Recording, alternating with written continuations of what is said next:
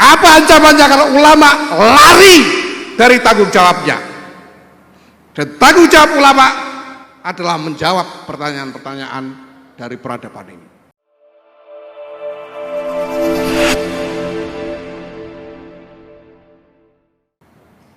Seri halakoh fikih peradaban ini memang salah satu agenda yang sedang kita jalankan, kita mulai jalankan. Ada saya menggemas ini. Sepertinya mic yang tadi itu lebih cocok untuk Om Irama daripada saya. Jadi kita mencanangkan sekurang-kurangnya 250 kali seri halakoh seperti ini di seluruh Indonesia dalam waktu 5 bulan ke depan sampai Januari. Nanti di Jawa Timur sendiri mungkin ada sekitar 75 titik, di Jawa Tengah mungkin sama 75 titik, dan di IY ini kemudian di provinsi-provinsi yang lain secara merata 250 halakoh seperti ini. Ini merupakan rangkaian menuju Muktamar Internasional Fikih Peradaban yang akan kita gelar sebagai salah satu puncak kegiatan peringatan 1 abad Nahdlatul Ulama pada awal Februari yang akan datang. Kita mulai di Krapyak ini memang dengan sengaja kita pilih Krapyak sebagai tempat untuk memulai seri halakoh ini karena ada satu keputusan muktamar yang monumental yang dibuat pada muktamar ke-28 tahun 1989 di Krapyak ini, yaitu bahwa di dalam muktamar itu dinyatakan bahwa fikih perlu dikontekstualisasikan dengan perkembangan zaman. Itu adalah keputusan muktamar ke-28 di Krapyak ini. Keputusan ini menjadi penanda dari dibukanya suatu wawasan baru tentang pergulatan pemikiran yang lebih dinamis di kalangan para ulama kita, yang persis memang pada masa-masa itu sebagai salah satu ikon yang paling penting dari pergulatan pemikiran-pemikiran baru ini tidak lain adalah Sayyidi Syekh Maulai Kiai Ali Ma'sum, Allah yarham. Bapak Ibu sekalian yang saya hormati, saya mempercayai satu narasi tentang konteks kelahiran Nahdlatul Ulama itu sendiri sebagai suatu upaya rintisan peradaban baru. Karena dua hal. Pertama, karena konteks sejarah di seputar kelahiran Nahdlatul Ulama itu sendiri sebetulnya adalah momentum perubahan peradaban yang sangat fundamental, atau sekurang-kurangnya momentum berakhirnya satu konstruksi peradaban yang sudah berlangsung berabad-abad, bahkan mungkin ribuan tahun, bukan hanya menyangkut dunia Islam tetapi dalam peradaban umat manusia seluruhnya.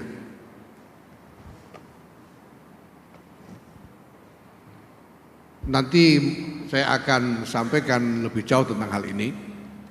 Tapi yang kedua, alasan yang kedua adalah bahwa para ulama Nahdlatul Ulama sejak pada generasi muassis telah melakukan inisiatif-inisiatif yang sangat berani, sangat berani, yang di tempat lain mungkin belum terbayangkan sampai hari ini.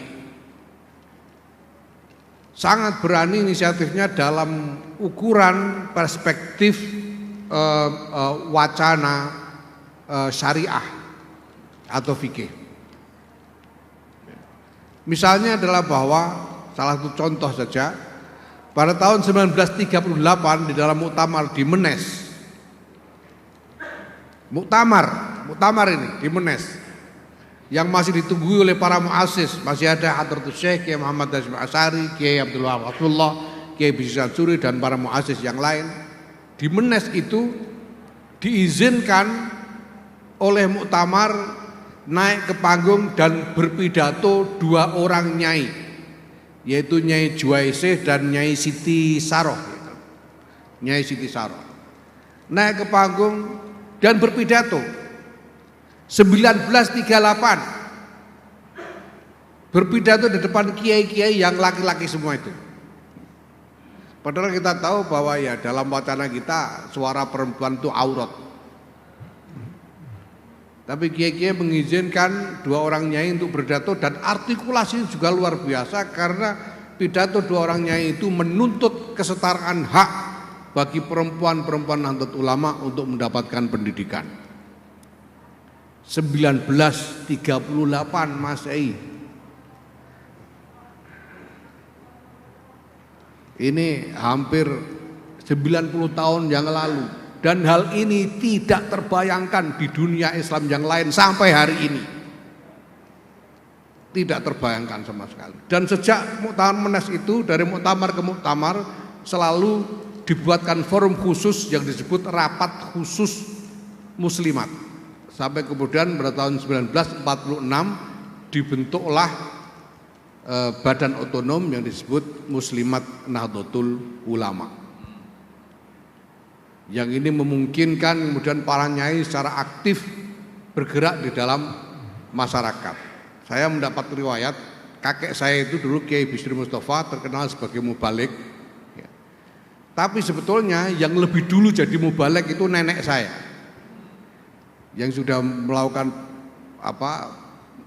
mengisi majelis-majelis pengajian keliling di lingkungan Muslimat Nahdlatul Ulama.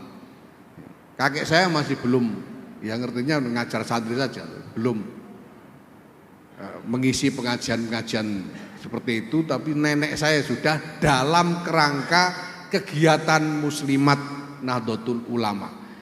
Sampai hari ini hal ini tidak terbayangkan di dunia Islam manapun sampai hari ini.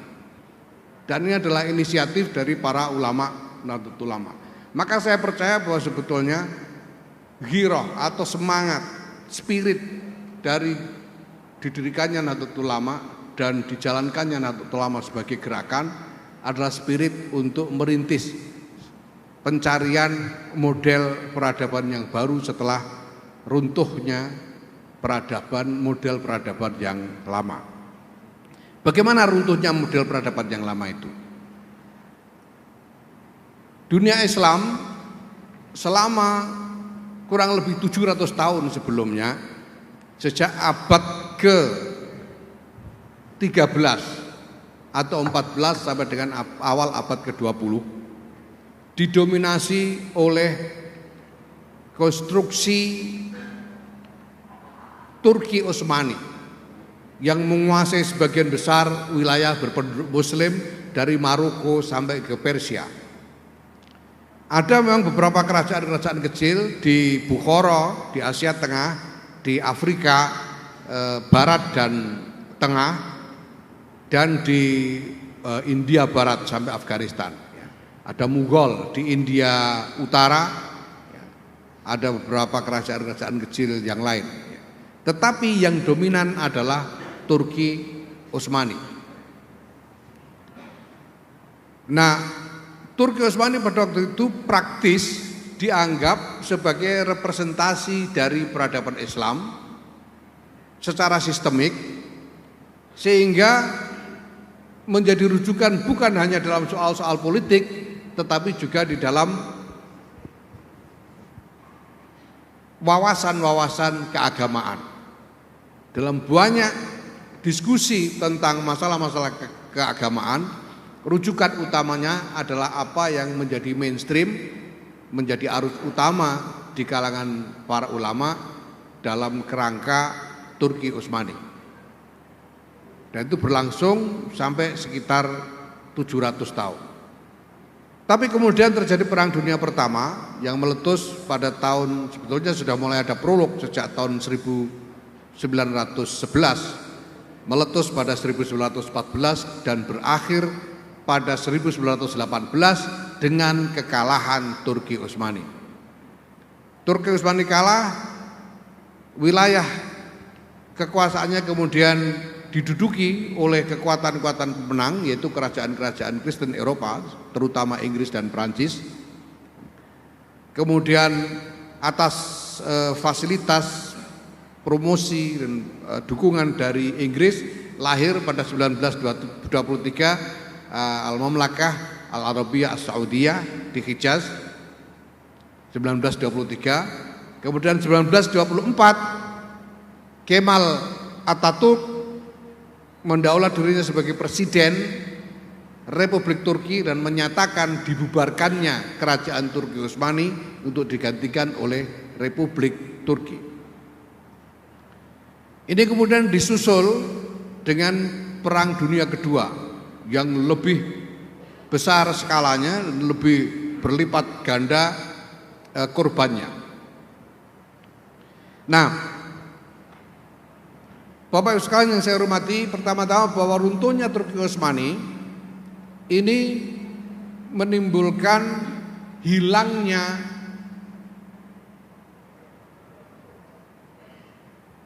kerangka sosial politik bagi wawasan keislaman. Padahal sebelum itu kita semua tahu bahwa wawasan keislaman termasuk dalam syariat ini sangat banyak digantungkan mauquf kepada sistem sosial politik. Banyak hal di dalam syariat yang digantungkan pada posisi kedudukan dan wewenang dari penguasa politik. Jadi soal imamah dan wilayah itu sangat mendasar dalam pertimbangan hukum-hukum syariah. Nah, ada banyak hal contoh, ada banyak contohnya bahwa misalnya wali hakim itu harus ada mandat dari hakim, yaitu imam, yaitu penguasa politik. Kemudian misalnya lagi amil zakat digantungkan pada pengesahan dari imam. Bahkan sampai dengan mengurus jenazah, kalau ditemukan mayat tidak dikenal, itu cara mengurusnya itu tergantung di mana dia ditemukan, di wilayah Darul Islam atau di luar Darul Islam dan seterusnya. Nah, tiba-tiba saja ada realitas ketika wilayah-wilayah yang berpenduduk muslim yang tadinya dikuasai oleh penguasa muslim tiba-tiba jatuh ke tangan kekuatan-kekuatan kafir. Karena kemudian diduduki oleh negara-negara pemenang perang, yaitu negara-negara Kristen Eropa. Termasuk di wilayah Nusantara dan Asia Tenggara ini, walaupun dengan sejarah yang berbeda, karena kerajaan-kerajaan Islam di Asia Tenggara ini memang tidak pernah menjadi bagian dari Turki Utsmani. Ada kontak, ada hubungan, ada rekognisi, dan mungkin ada khilah untuk menjadikan kerajaan-kerajaan Islam di Asia Tenggara seolah-olah menjadi bagian dari Turki Utsmani, tapi sebetulnya secara faktual tidak ada hubungan politik yang nyata antara kerajaan-kerajaan Islam di Asia Tenggara dengan Turki Utsmani. Tapi toh kemudian kerajaan-kerajaan Islam di Asia Tenggara itu sendiri pun diduduki oleh kekuatan-kekuatan kolonial kafir. Nah, ini salah satu contoh yang menunjukkan keberanian kiai-kiai kita di dalam membuat inisiatif untuk merespons realitas. Misalnya bahwa pada zaman Hindia Belanda di bawah resmi, pada waktu itu sudah ada resmi pemerintah Hindia Belanda, gubernemen yang di bawah kekuasaan Ratu Wilhelmina. Ini pemerintahan resmi sudah. Pemerintah Hindia Belanda, gubernemen membentuk semacam jawatan keagamaan dan menunjuk penghulu-penghulu nikah untuk didaulat sebagai penghulu di daerah-daerah. Dan pada waktu itu ada pertanyaan, apakah penghulu-penghulu nikah yang diangkat oleh pemerintah Hindia Belanda ini sah menjadi wali hakim? Itu pernah menjadi salah satu pertanyaan utama, dan jawaban kiai-kiai kita sah. Walaupun yang mengangkat adalah pemerintah Hindia Belanda yang ratunya Ratu Wilhelmina yang Kristen. Nah, soal hujahnya silahkan nanti digali, tapi yang jelas ada keberanian semacam itu. Nah, Bapak Ibu sekalian yang saya hormati, ini tentu saja kemudian menimbulkan banyak masalah di dalam menemukan perspektif ketika harus memberikan pandangan syariat terhadap berbagai masalah. Karena hal yang menyangkut konstruksi sosial politik ini sangat mendasar. Hal mendasar yang menurut saya harus kita bicarakan, karena ke depan ini kita akan mengalami banyak masalah terkait masalah ini, yaitu begini, bahwa wacana syariat itu surahnya atau nature-nya itu adalah wacana yang terbuka. Maka kita temui di dalam wacana syariat itu akwal yang sangat nyaris tidak terbatas dalam satu masalah yang sama. Akwal. Dan ini dari sononya memang begitu. Sehingga kemudian ada kaidah untuk menjaga ketertiban, untuk melihara tertib sosial, maka dinyatakan bahwa hukmul hakim yarfa'ul khilaf. Karena tertib sosial dalam banyak momentum membutuhkan raf'ul khilaf. Kalau khilaf tidak dihilangkan, tidak jadi tertib masyarakatnya. Nah, apalagi kalau kita bawa pada esensi dari operasionalisasi syariah di dalam masyarakat, bahwa tujuannya tidak bukan adalah untuk memelihara tertib sosial. Kenapa harus ada syariah yang dioperasionalisasikan di tengah masyarakat? Karena masyarakat membutuhkan ketertiban. Nah, tertib sosial ini kerangkanya tentu bukan hanya soal kerangka wawasan, kerangka wacana saja, tetapi harus ada kerangka politik yang efektif, yang menjadi landasan atau menjadi perangkat paksa fisik untuk memastikan diberlakukannya norma-norma dalam rangka menjaga tertib sosial. Dulu kerangka sosial politiknya itu adalah imamah, penguasa muslim. Penguasa muslim itulah yang menjamin supaya syariat itu dijalankan untuk memelihara tertib sosial. Nah, tapi ketika ini kemudian konstruksinya runtuh, kita punya apa ke depannya? Nah, maka saya kira dalam konteks itulah Kiai Abdul Wahab Abdullah berinisiatif untuk datang ke Hijaz menemui Raja Abdul Aziz sebagai penguasa Hijaz yang baru, dan kemudian pulang mengusulkan didirikannya organisasi para ulama yang kemudian disebut sebagai Nahdlatul Ulama ini. Karena di dalam bentang wilayah berpenduduk muslim yang begitu luas, ada hakim yang hilang. Hakimnya hilang. Dari Maroko sampai ke Persia itu tadinya hakimnya itu adalah Sultan Turki Utsmani, itu tiba-tiba hilang. Tidak ada. Lalu siapa rujukannya? Termasuk rujukan-rujukan tentang wawasan keagamaan di Asia Tenggara sendiri, termasuk di Indonesia ini, kepada siapa harus merujuk? Ini adalah momentum sejarah yang luar biasa, yang berskala peradaban, yang semua orang pada waktu itu jelas belum tahu kemana jalan keluarnya. Nah, ini konteks pertama, soal imamah. soal imamah, soal hakim, kebutuhan akan hakim, soal wilayah, mana itu yang disebut sebagai wilayah Islam dan bukan. Ya, kita tahu pada waktu itu masalah-masalah sudah muncul. Misalnya di dalam Bughiyatul Mustarsyidin ada istifta tentang tentang tanah Jawa, Ardul Jawi, yaitu tentang hukumnya hijrah ke Jawa.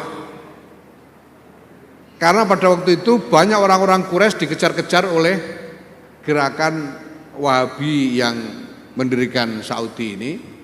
Tapi banyak dari mereka, karena dulu banyak kiai-kiai kita mondok di Mekah, tahu bahwa di sini ada teman-teman, ada sahabat, teman ngaji, dan ada orang-orang yang menghormati dzurriyyah Rasul di sini, sehingga banyak yang kepengin hijrah ke Jawa karena di sini ada kedamaian, sementara di sana ada konflik. Tetapi masalahnya Indonesia, Jawa, Hindia Belanda pada waktu itu di bawah kekuasaan Ratu Wilhelmina yang kafir. Padahal hijrah ke Darul Kufur itu haram. Sehingga ada istifta bagaimana hukumnya hijrah ke Hindia Belanda. Nah, kemudian dijawab di Buya itu fatwanya boleh karena Hindia Belanda ini dulu pernah dikuasai oleh penguasa Muslim, sehingga dulu status awalnya adalah Darul Islam, dan status itu tidak bisa berubah ila yaumil qiyamah sebagaimana statusnya masjid yang tidak bisa berubah ila yaumil qiyamah. Maka boleh hijrah karena statusnya masih Darul Islam menurut fikih. Ini berarti sudah ada masalah terkait dengan wilayah sejak saat itu. Karena kita ketidakjelasan posisi imamah di tengah masyarakat ini. Dan hal ini masih merundung kita sampai sekarang. Siapa imamah itu? Bagaimana operasionalisasi syariat tanpa ada imam yang muayyan, yang jelas-jelas yang bisa secara qot'i ditunjuk sebagai fungsi imam. Nah, karena tidak ada jawaban soal ini, maka sampai sekarang HTI dan teman-temannya itu masih punya alasan untuk bergerak.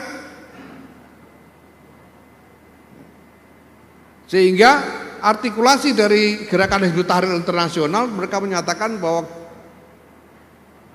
umat Islam ini sudah 100 tahun tidak punya negara. It has been 100 years that Muslims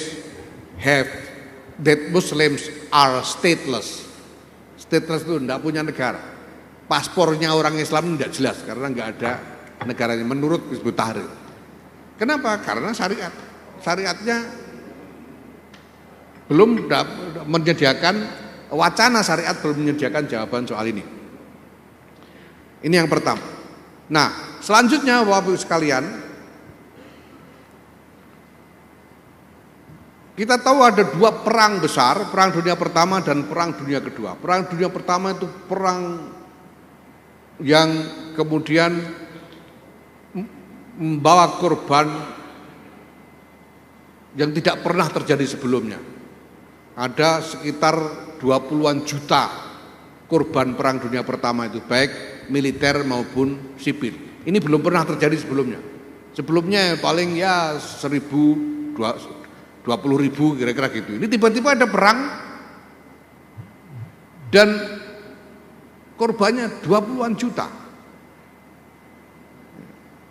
Dan sudah itu tidak lama kemudian, itu 1914, 1918, 1942 pecah lagi perang dunia kedua yang korbannya lebih berlipat ganda lagi, hampir 70 juta korbannya. Ini menjadi tragedi kemanusiaan yang traumatis bagi seluruh umat manusia pada waktu itu. Sampai pada titik bahwa para pemimpin dunia, pemimpin politik dunia pada waktu itu tergerak untuk membuat konsensus baru yang kemudian dituangkan ke dalam apa yang disebut sebagai Piagam Perserikatan bangsa-bangsa. Ini adalah konsensus baru di antara pemimpin-pemimpin politik dunia. Tidak ada ulama di situ. Ulama nggak ikut-ikut, pendeta-pendeta agama apapun juga tidak ada yang ikut-ikut. Ini pemimpin politik semua yang membuat konsensus berupa piagam Perserikatan Bangsa-Bangsa itu. Apa isinya piagam itu? Ada dua komponen besar mendasar yang paling penting.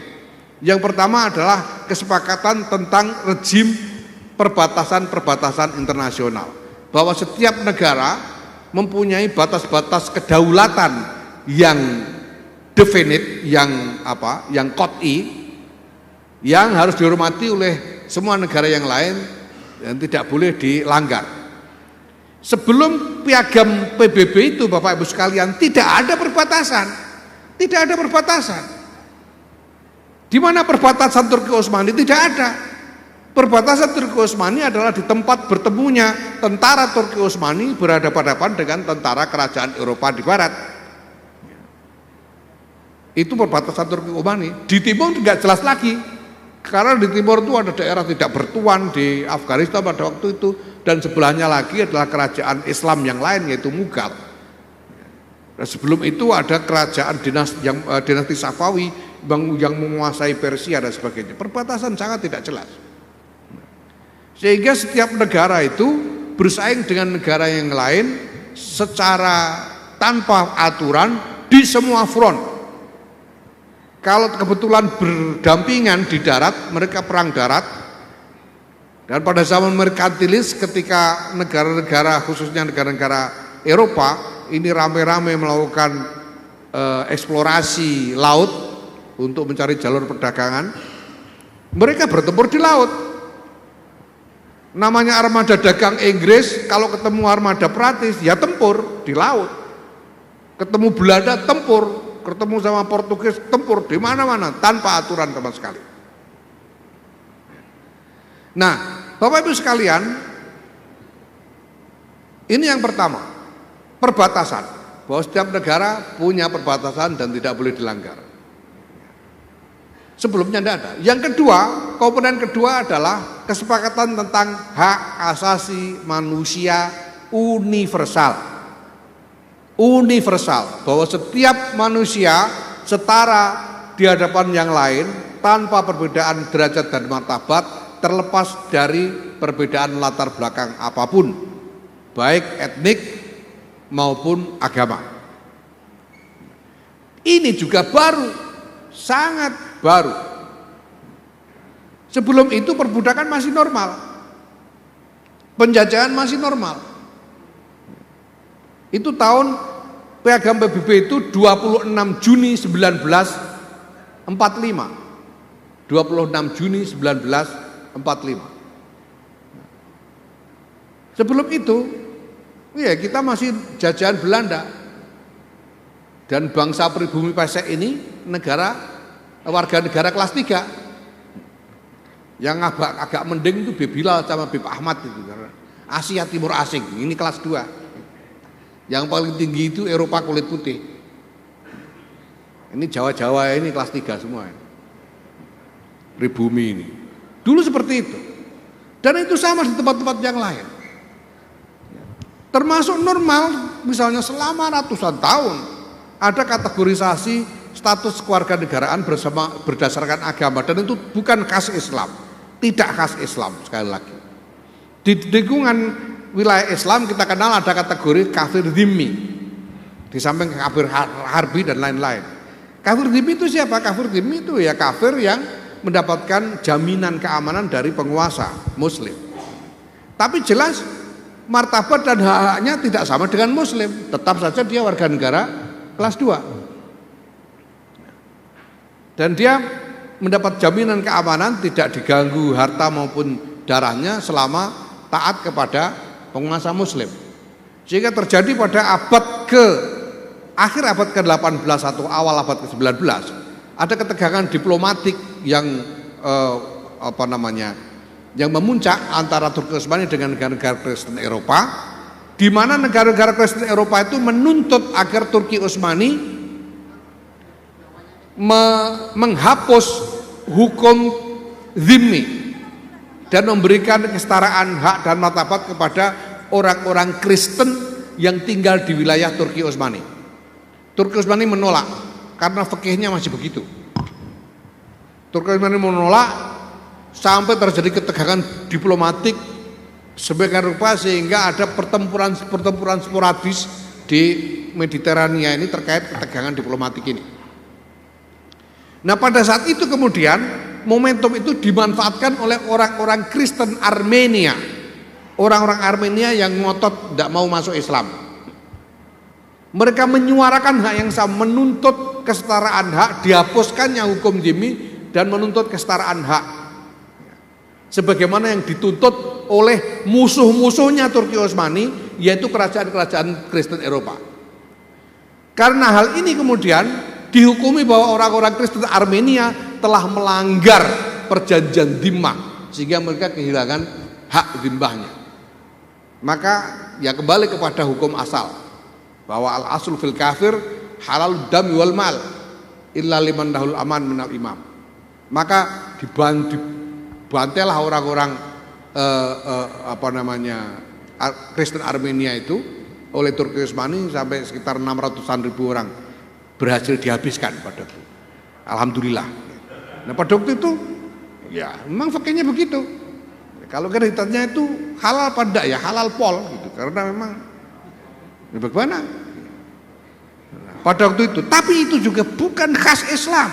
Bukan khas Islam. Hal yang sama terjadi misalnya di antara negara-negara sesama Kristen yang beda mazhab. Namanya Inggris dengan Irlandia itu tidak pernah berhenti. Di Inggris sampai dengan Perang Dunia Pertama, di Inggris itu orang-orang Katolik tidak boleh jadi pegawai negeri. Dan kalau masuk jadi tentara tidak boleh dapat pangkat lebih dari sersan. Sersan berhenti, tidak boleh naik lagi. Kenapa? Karena Inggris Anglikan. Dan orang-orang Irlandia ngotot Katolik. Konflik itu tidak selesai sampai zaman modern tahun 70-an 80-an. Sebelum ada teroris Islam, ya, tahun 70-an 80-an itu sudah ada teroris Katolik. Yang namanya IRA itu, Irish Revolution Army. Teroris itu ngebom di mana-mana juga. Ada teroris Katolik. Karena mereka melakukan perlawanan terhadap Inggris dan mempersepsikan Inggris itu sebagai kekuatan global dan mereka menyerang melakukan aksi-aksi teroris untuk menyerang kepentingan Inggris di seluruh dunia. Nah, di mana akar masalahnya ini? Akar masalahnya adalah bahwa selama berapa abad bahkan ribuan tahun konstruksi peradaban umat manusia itu sebetulnya diwarnai oleh konflik antar identitas tanpa aturan sama sekali. Baik itu identitas etnik, ras maupun agama. Mulai zaman Mesopotamia, Assyria, Sumeria, Mesir, Romawi kuno, semua interaksi antar peradaban, interaksi antar komunitas selalu diwarnai oleh kompetisi, persaingan antar identitas yang tidak beraturan. Persaingan antar identitas itulah yang kemudian memuncak menjadi Perang Dunia Pertama dan Perang Dunia Kedua. Topiknya sama, identitas, yaitu identitas etnik, ras, dan agama. Sama topiknya. Perang Dunia Pertama begitu, Perang Dunia Kedua juga begitu. Sehingga kemudian dibuatlah kesepakatan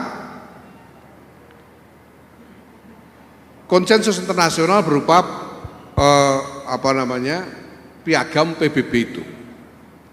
Ini sekali lagi adalah konsensus politik yang juga tidak sekali jadi langsung terlaksana. Tidak langsung terlaksana. Karena walaupun sudah disepakati di berbagai wilayah dunia ini tidak bisa langsung diamalkan oleh para pendukungnya. Belanda itu kalau tidak salah ikut tanda tangan juga itu piagam PBB itu, kalau tidak salah, nanti kita cek lagi. Ya. Tapi toh dia masih mau balik lagi menjajah Indonesia lagi. Padahal di dalam piagam itu sudah dinyatakan klausul tentang hak asasi manusia universal. Amerika sebagai bukan hanya penandatangan, inisiator dari piagam PBB itu masih tidak mengizinkan secara penuh kesetaraan martabat antara orang kulit hitam dengan orang kulit putih. Hukum segregasi di Amerika, terutama bagian selatan itu masih berlangsung. Orang kulit hitam naik bis nggak boleh duduk jejer dengan orang kulit putih, harus di belakang dan tidak bisa nyoblos. Orang kulit hitam di Amerika itu baru bisa nyoblos pada tahun 60-an, sebelumnya tidak boleh. Nah, eloknya Bapak Ibu sekalian, eloknya Negara Kesatuan Republik Indonesia ini didirikan dengan aspirasi tentang kesetaraan hak dan martabat di antara setiap manusia. Itu sebabnya dalam paragraf pertama pembukaan UUD 45 dinyatakan bahwa sesungguhnya kemerdekaan ialah hak segala bangsa, bukan hanya bangsa Indonesia saja. Dan oleh sebab itu penjajahan harus di atas dunia harus dihapuskan karena tidak sesuai dengan peri kemanusiaan dan peri keadilan. Dan ini menjadi spirit dari semua orang. Itu sebabnya di Indonesia inilah pertama kali sepanjang sejarah peradaban umat manusia terjadi pemilihan umum dengan penerapan sepenuhnya hak suara universal tahun 1955. Ketika semua orang tanpa peduli perbedaan apapun berhak untuk nyoblos dengan hitungan suara yang sama. Di Indonesia pertama kali, Amerika belum, apalagi di tempat-tempat lain. Nah, kenapa kemudian ada kesepakatan tentang hak asasi manusia universal ini? Karena konflik itu terjadi sepanjang sejarah dipicu oleh diskriminasi.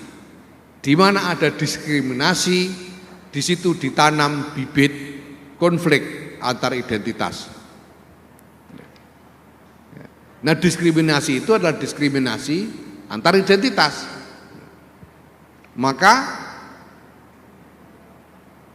kemudian masyarakat internasional menyepakati norma atau nilai tentang hak asasi manusia universal. Kenapa ini semua dilakukan? Karena konflik menjadi semakin mahal dan semakin tidak tertanggungkan akibatnya oleh dunia. Karena dua hal, pertama karena kemajuan teknologi militer. Ketika senjata-senjata yang diproduksi mempunyai daya rusak dan daya bunuh yang jauh berlipat ganda daripada senjata-senjata militer pada masa lalu. Dan kedua yang kemudian menjadi sangat relevan pada hari-hari ini adalah karena globalisasi. Indonesia ini tidak ikut tembak-tembakan hari-hari ini. Yang tembak-tembakan itu Rusia dan Ukraina. Tapi kita jadi ikut kere. Gara-gara masalah ekonomi yang ditimbulkan secara global oleh perang Rusia-Ukraina. Banyak negara terancam kolaps secara ekonomi gara-gara perang Rusia Ukraina ini karena globalisasi. Nah, maka di sini ada banyak pertanyaan yang harus dijawab dalam kerangka peradaban ini, kerangka perubahan peradaban ini. Jelas kita tahu bahwa peradaban sedang berubah dan Islam harus memberikan tanggapan, dan kalau Islam memberikan tanggapan, yang paling berhak memberikan tanggapan adalah ulama. Maka kalau tadi disebut moderator bahwa saya menyampaikan pandangan, ini bukan pandangan saya, ini bukan menyampaikan pandangan, tapi saya sedang meminta fatwa. Posisi saya adalah istiftah. Ini muftinya nanti Kiai Afif. Ini ada masalah ini. Kalau keadaan seperti ini ya, siapakah kemudian imam, siapa hakim yang bisa diterima di dalam konteks tatbik syariah? Dengan segala turunannya, macam-macam, negaranya harus bagaimana, apakah bentuk negara bangsa ini sah, presiden itu posisinya apa, dan lain sebagainya. Ini masalah-masalah yang harus kita bicarakan. Yang kedua, soal perbedaan identitas. Statusnya orang kafir itu gimana sekarang? Apakah kita masih boleh menghalalkan darah dan hartanya hari ini? Dengan segala turunannya. Kalau setara bagaimana? Kalau tidak setara bagaimana? Gitu. Dengan segala pilihan resikonya. Kalau kita masih menyatakan tidak setara, ya kita harus siap konflik. Kita harus siap perang lagi, kita harus siap membunuh entah berapa miliar manusia lagi, dan kita harus siap untuk runtuh bersama-sama seluruh peradaban dunia. Kalau kita mau diskriminasi lagi. Kalau tidak, lalu bagaimana pengaturannya, statusnya secara syariah? Dengan segala resikonya. Bagaimana kalau kemudian tiba-tiba karena setara, negara mayoritas muslim, presidennya non-muslim? Karena setara. Dan lain sebagainya, dengan segala konsekuensi dan resikonya. Kenapa? Dan ini kita tidak bisa memandang secara parsial ataupun provinsial berdasarkan daerah-daerah tertentu saja. Beberapa tahun yang lalu ada wacana tentang fikih akoliyat. Fikih akoliyat ini menurut saya masih belum bisa menjawab pertanyaan karena standar ganda. Kalau minoritas kamu harus ngalah, kalau mayoritas boleh menang-menangan. Itu fikih akoliyat begitu. Ini tidak bisa menjawab masalah yang kita hadapi. Nah, kita perlu wawasan yang lebih universal mengenai hal ini. Nah, ini pertanyaan-pertanyaan yang menurut saya harus dijawab oleh para ulama hari ini dan menjadi tanggung jawab dari para ulama hari ini untuk menjawabnya. Umat Islam ini diancam dengan ancaman yang luar biasa berat oleh Allah Subhanahu wa taala dari dawuhnya Kanjeng Nabi kalau meninggalkan ulama. Sa'ati zaman fi ummati yafirruna minal ulama fayabtalihimullahu talati balaya. Semuanya bahaya. Raful barakat anil kasb. Yusallitu alaihim sultanan zalimah. Bahaya lagi yakhrujuna minad dunya bighairil iman. Bahaya sekali. Dan saya melihat tanda-tanda jangan-jangan sekarang ini raful barakat minal kasb itu sudah terjadi. Banyak kasab kita itu tidak barokah. Sudah kerja banting tulang, duitnya cepat habis. Sudah bergulat habis-habisan mendukung calon presiden, setelah jadi ternyata tidak barokah. Itu ada tanda-tanda raful barakat. Mendukung habis-habisan mendukung wali kota Pasuruan, setelah jadi lalu barokahnya. Ini ada tanda-tanda. Ancamannya berat kalau umat meninggalkan ulama. Pertanyaan saya, Yai, apa ancamannya kalau ulama meninggalkan tanggung jawabnya? Apa ancamannya kalau ulama lari dari tanggung jawabnya? Dan tanggung jawab ulama adalah menjawab pertanyaan-pertanyaan dari peradaban ini. Terima kasih. Allahumma fiq ila aqwamit thoriq. Assalamualaikum warahmatullahi wabarakatuh.